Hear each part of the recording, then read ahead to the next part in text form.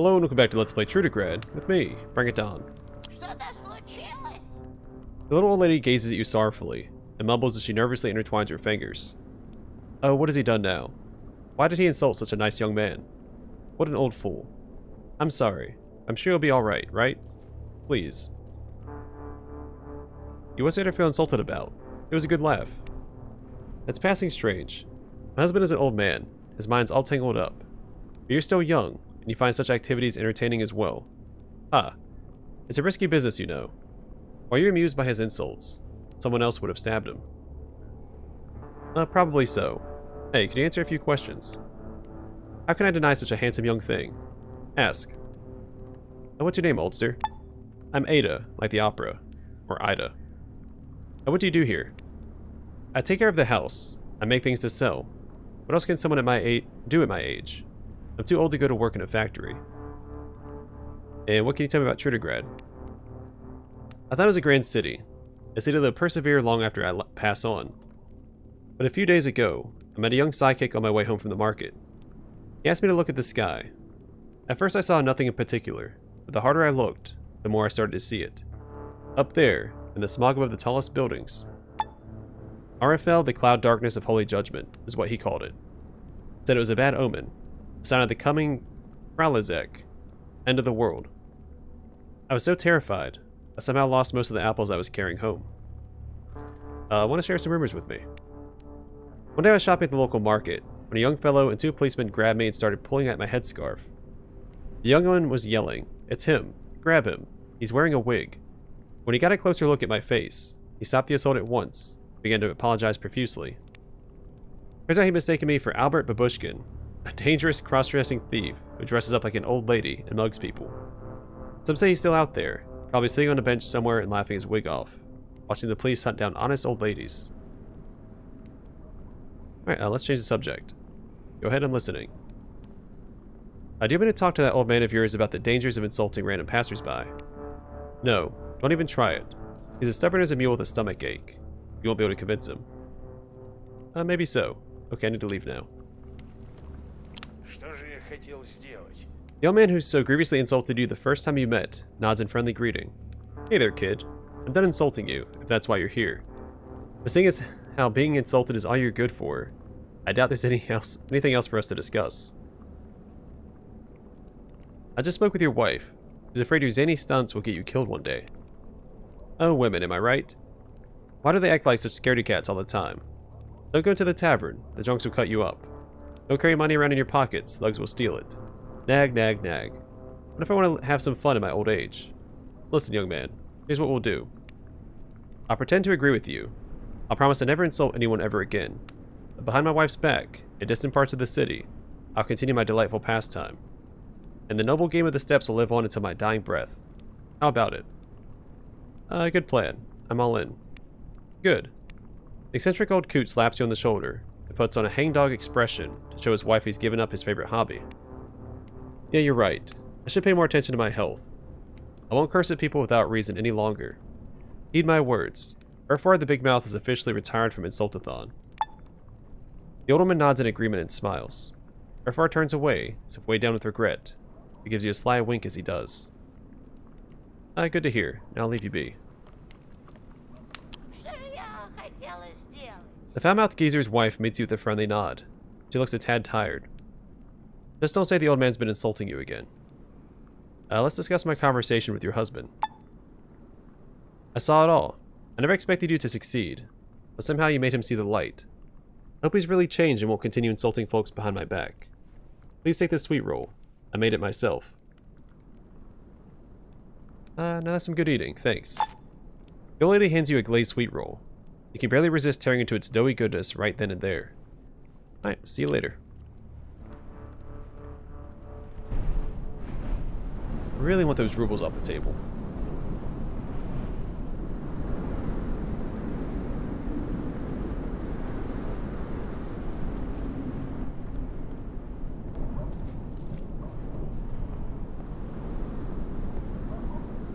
Such a shame people, you just take their hard-earned money.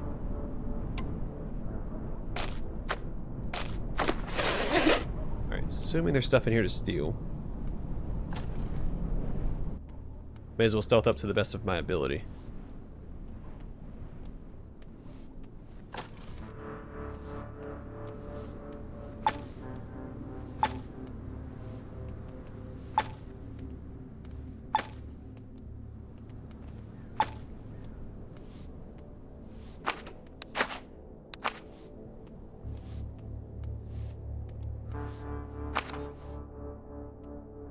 Plus 50% cold resist.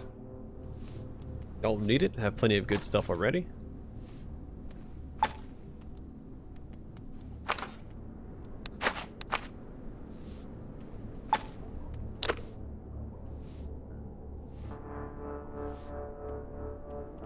Alright, so the third book of 5 in the series describing the daring adventures of Aurora Zeruzhinkaya.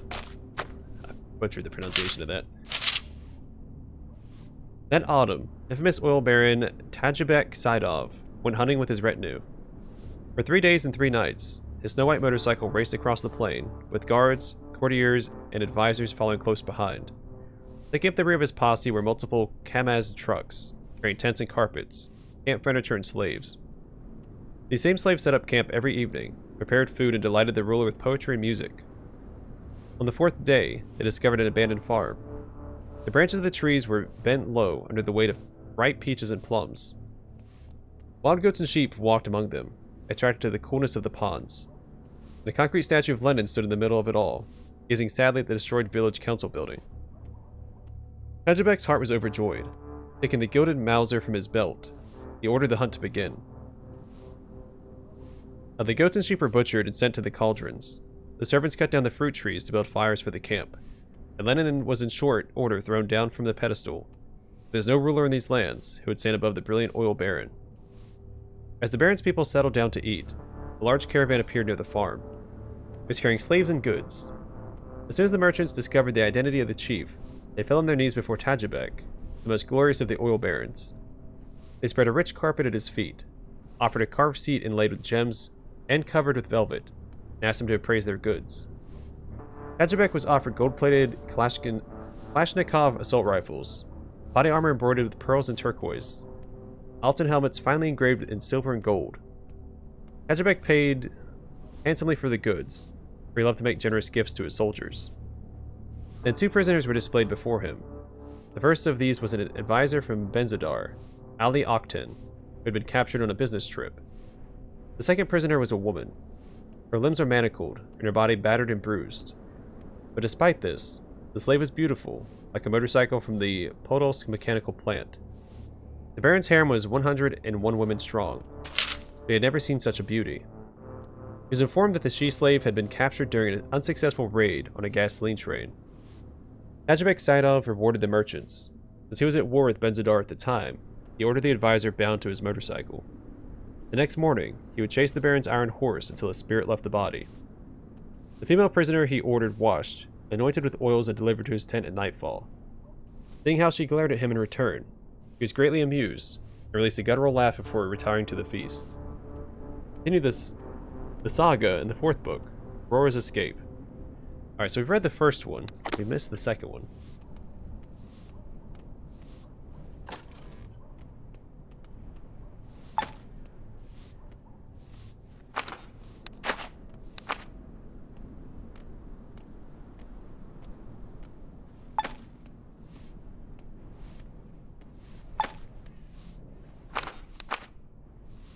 Alright, I won't steal from you. Actually, let's go and talk to you while I'm here. Actually, let's loot everything first. Oh, unless these guys are going to force me into a conversation. Nope.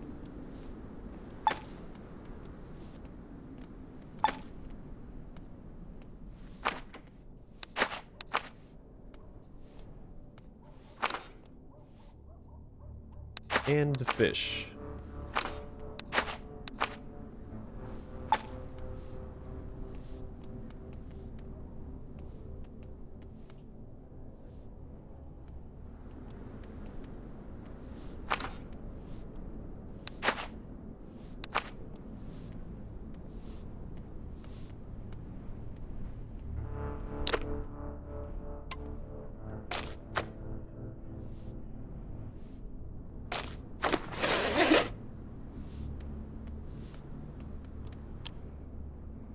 The young woman is busily cleaning the very dusty and grimy room.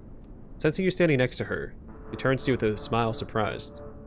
Oh, I thought Ernest would hire some street urchins to hand out the leaflets. I see you found a very good-looking man instead. Welcome. I don't understand. What leaflets are you talking about? After my husband died, me and his best friend Ernest decided to try our hand at opening a business. He always gathers the best scrap during his hunting trips, so why not try and sell it? We drove to the city, cleaned out my hubby's old apartment, and I sent Ernest to gather items for our inventory. Then I went to the printing house on Kolatushkin Street and made a huge batch of leaflets to advertise our grand opening. That's when you came along. And I've told you all that. Maybe you'd like to try distributing those ads for me. It's an honest job with honest pay once it's done. Why don't you or Ernest do it instead? Ernest is very busy gathering items for our actual inventory. Plus, nobody wants to take the leaflet from him. He's scary looking, a real stalker. As for me, I'm kinda scared of leaving this apartment. My life savings are wrapped up in this place. If someone robbed me when I was out, I'd never recover. What about if someone robbed you while you were still in? Well, maybe I'm a bit of a worrywart. The city is new to me. I don't know if I'll find common ground with the locals. I don't want to risk it. How much will I get paid? What exactly do I have to do? I'm prepared to pay 300 rubles, plus something from Ernest's latest scavenging haul. Can't tell you what that something is going to be, since Ernest isn't back yet. But he's quite the stalker. It'll probably be meds, ammo, or something even better. All you need to do is spread these leaflets around. Give them to anyone who might be interested in a new store. It's not entirely my business. What happened to your husband? Enough questions, friend. Here you go. The woman produces a huge stack of printed leaflets advertising Vasilisa's Needful Things shop. Apparently she never considered you might decline her job offer. I'll take the stack. Okay, where should I leave these? Thank you. Just take a walk around the city, but stay away from the clean, busy areas. They already have all kinds of shops. Roll the back streets, the gutters, the shanty towns hidden from sight between the more lively areas. You give these babies out to anyone who seems interested. Come back when you're out of leaflets. I see. Could you answer a few questions for me? I've got a ton of work to do, but since you agreed to help out, okay, ask away. What's your name? I'm Vasilisa. It's a lucky name since it starts with a V, like victory, or voluptuous, or Virtuous Vasilisa's Variety Vintage Vestibule. How's that for a shop name? Shame I don't have a vestibule, but still. What do you do? Right now I'm trying my luck in big city business. Can't say it's the best thing for a lady, but at least it's better than stealing or selling crack. What can you tell me about Trudograd? I love Trudograd. A lot of scary stuff happens around here. Folks are saying that smugglers recently acquired a huge cache of weapons, which they're going to sell to the highest bidder. But why now? Is it because some ominous event inexorably approaches? Something that will change the city forever? Do you have any rumors to share? My friend from the dock said she's seen strange lights out over the sea on cloudless nights. How horrible. This must be the ghost pirates of Skull Rock. That place is cursed, you know. But the leaflets... still working on it. Okay.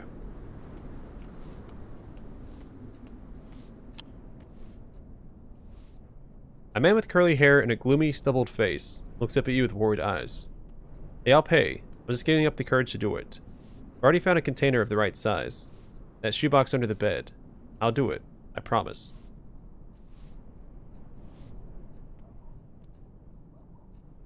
What are you going to do? Sorry, it slipped my mind.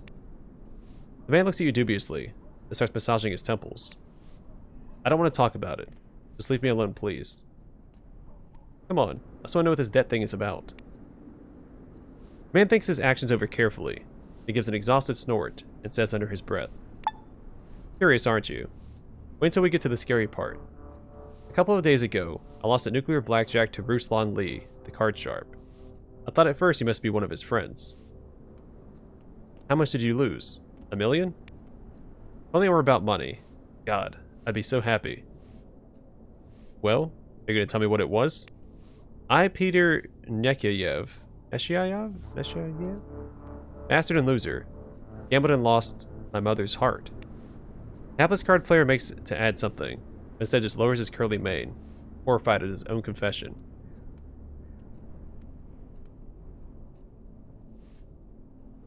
Wait, you did what? I lost my mother's heart in a card game, nuclear blackjack. It's terribly addictive. The stakes are far higher than you ever see in Baba Gun. You might walk away with 200, even 300 rubles. And I was so close to winning when this bastard beat me. Naturally, I had to try and win it back. You understand. I was forced to put the most precious thing at stake, but I was on a losing streak. Now I have to bring my mother's heart to this wretch. Sweet Lord, darn that infernal game. I still understand, or I hope I don't. This is some next level bullcrap. Ma says so too, that it's nonsense, that it simply cannot be, but... The man fills his lungs before exhaling warily. He speaks again in a lower voice. But the law of gambling debt says I have to cut her heart out and bring it to Ruslan Lee. I've even prepared a little shoebox for the task, see? Heavens, it makes me queasy even to say it. I'm such a monster. How could I? You're more of an idiot if you're really planning to kill your mother because of some stupid debt. Crap. What am I supposed to do, huh? Wait until this jerk sends someone to collect what's rightfully his? He's not going to send a heart surgeon to do the job, you know. They'll cut her open alive. And probably me too, just for funsies. Isn't there some loophole you can exploit? There's one thing I considered, even if it makes me an outcast in card-playing society. If I trick him, give him something else in place of my mother's heart, that might work. If he comes here to check up on me, I just won't open the door. It's within my rights not to. But the only thing I could think of as a replacement is a pig's heart. Look, I'll show you. The man casts a wary look at his mother, doing his best not to attract her attention. Pulls a blood-soaked shoebox from under his bed. He opens it to reveal an ugly, bluish pig's heart. Well, only an idiot would take this for a human heart. This trick is an ancient joke among nuclear blackjack players, but the kind your grandfather would tell. I'd never be able to deceive this jerk, but you think you could. I mean, it's worth a try. Really? Look, I don't have much hope, but a little is better than none. Just do your best, I beg you. If you succeed, whether by deceiving him or reasoning with him or whatever, I swear I'll give you my knowledge of playing cards. What knowledge is that? Last time I checked, you got yourself into this situation by losing a card game. Well, Ruslan is special. I don't think he's ever lost to anyone in his life. He must have suckled a deck of cards instead of his mother's breast. There's no other way to explain it. But I often win when I play with ordinary people, and not card gods. And I can also do tricks, and this will be yours if you help me. Deal. Now give me the heart. I'd kiss you. I'm afraid you might whack me if I do. Here. Just don't touch it with your bare hands. Getting rid of worms is a headache these days. Please do your best. I really don't want to cut my mama open. Stifle an urge to flee from this absurd situation, and take the shoebox. Ruslan Lee lives in the port, next to the Guangzhou tea house. Good luck. I don't know what else I can say.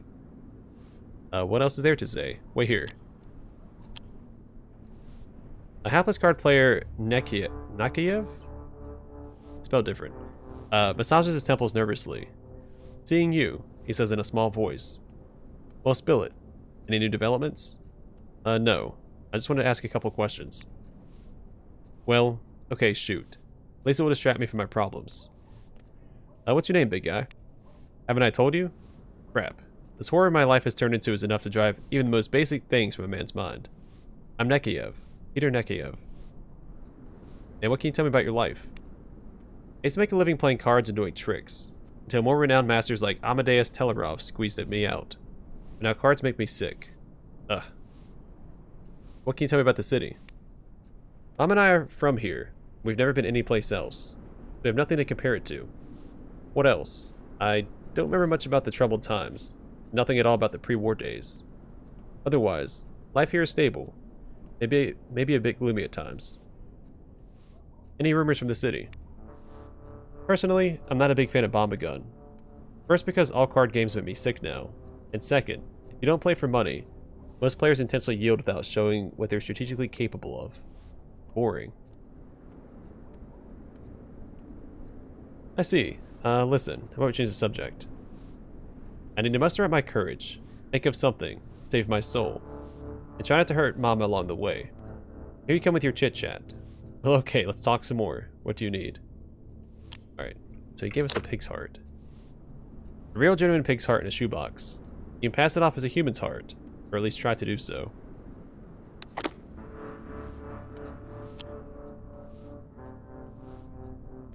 A short, plump woman in her 60s greets you with a friendly smile. Hello, hello. Are you here to see my son? I'm glad. He needs friends right now. He's been so gloomy lately, and I don't know why. No, it's you I really wanted to talk to. Can you answer some questions? I was afraid you weren't going to say. You're a traveler, aren't you? I'd like to hear what you're curious about. Of course, your kind usually asks the same tired questions. What's my name? What do I do? What do I think of the city? But perhaps you'll surprise me. Yeah, and what's your name? I have many names. My son, for example, calls me Ma. I suppose because he's economical with sounds. My late husband called me Little Laddie and Muffin, because I've always been plump on the plump side.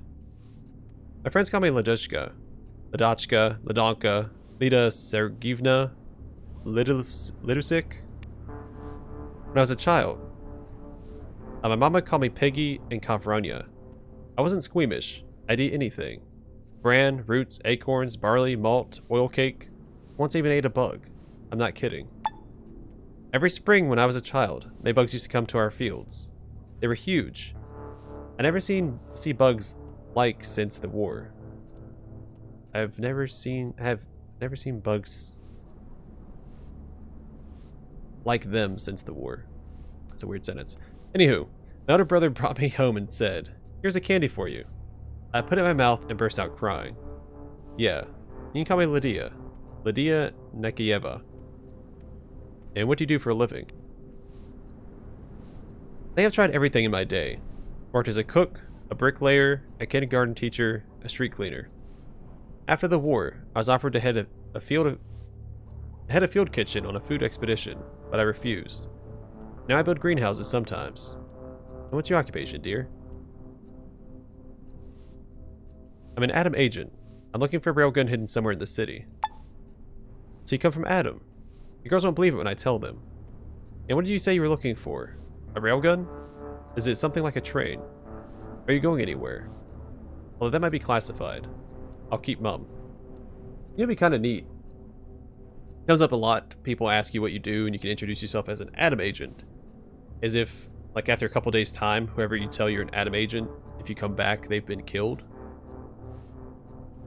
That'd be a neat little touch. What can you say about Trudograd?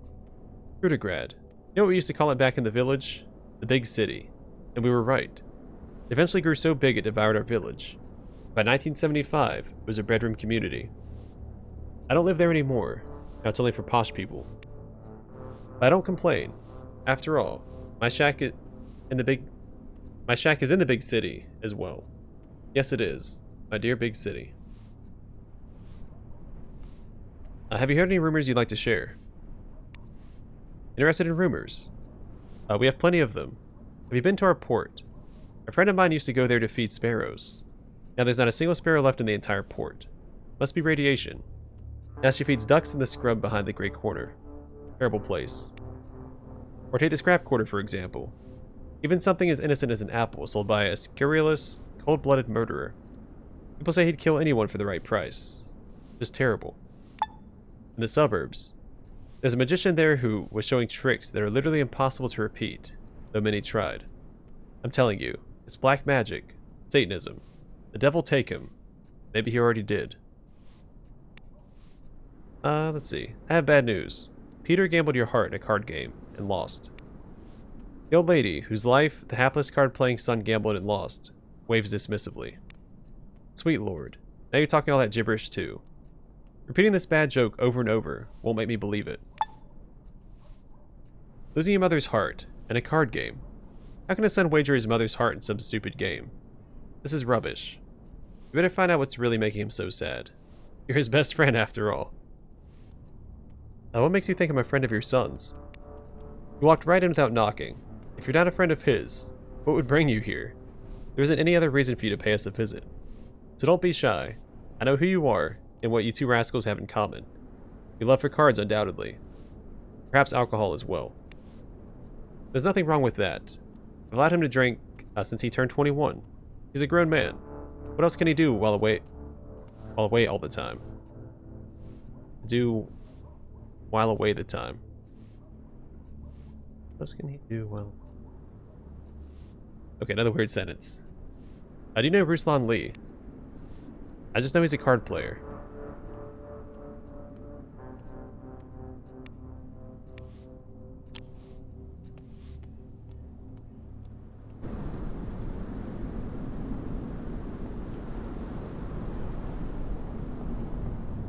Alright, well, we got some more stealing to do.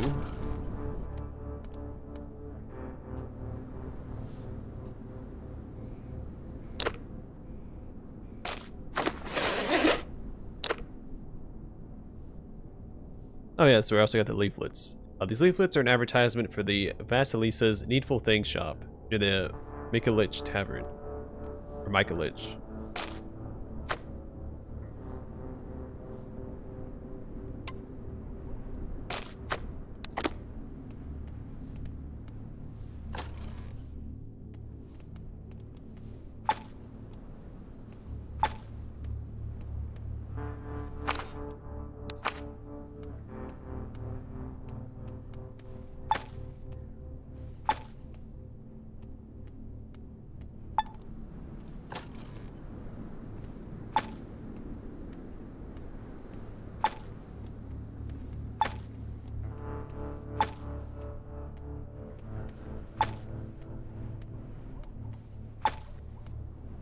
Alright, don't mind me, buddy. This doesn't care if I steal his junk.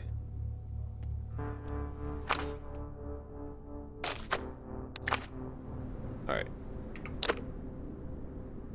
As far as that's gonna get us.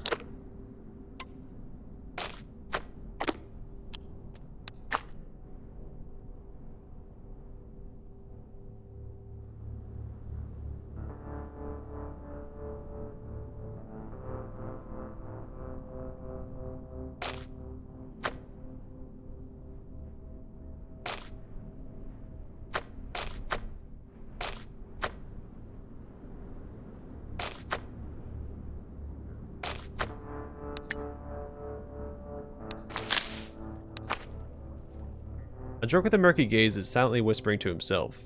His hands are trembling. When he sees you, he strains up for a second, right away slumps down again and shakes his head. What do you want, man? You want to kill me? Joke's on you. I'm already dead. Inside. I just want to ask you a few questions. I can't say no when asked by someone stronger than me. I'm almost dead from that pesky alcoholism, but I still don't want to spend my last days in a wheelchair. Ask away. How does it feel to be an alcoholic? Don't make fun of me, man. You can end up just like me in a few years. Do you have a job? I'm helping recycle bottles. Bring 1,000 empties in, and you can get enough coins for a single full one. Not all that much though, is it? Thankfully, I also get a pension, and earn some extra cash doing odd jobs here and there. What do you think about Trudograd? I tend to not to think about it. This city made me do such terrible things in my youth. At least they were paying me a pension. Darn. You got me talking about this crap again. Ask something else. Care to share some gossip with me? Instead of a rumor, here's some good advice. Never drink Barinka. That's a local drink. It'll make you go blind. If you don't go blind, you go deaf or get a rash. Imagine how much your hideously deformed face will scare all the kids and old ladies out there. I see. Should we change the subject? Sure. Punish me with your questions for a little bit longer. Why so grim, Jim? Anything wrong? The man's face squinches up, as if he just bit into a ripe lemon. All my old sins are squatting on my neck. Every breath I take is forced. The horrors of the past stand before my eyes, eternal. Don't try to get anything more out of me. Let's wrap this up. You open your heart to me. It'll help. What should I open up about? I've never forgotten all the things I did after the war. Some are able to forget, but I still see village boys and girls covered in terrible wounds. They stand before my eyes, eternal.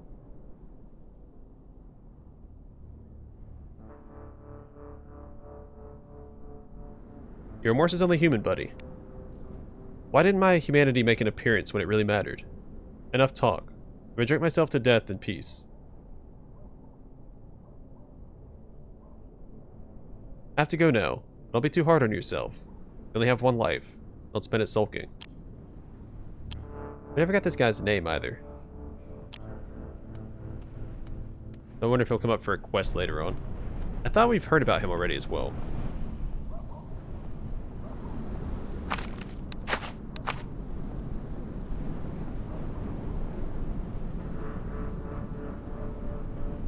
This is the great corner. Alright, I think I'm going to call the episode here, and the next one will go into the tavern itself. And this is the tavern, right? Only building left. Yeah, okay. And see what's going on in there, and proceed from there. But for now, thanks for watching. I'll see you guys in the next one.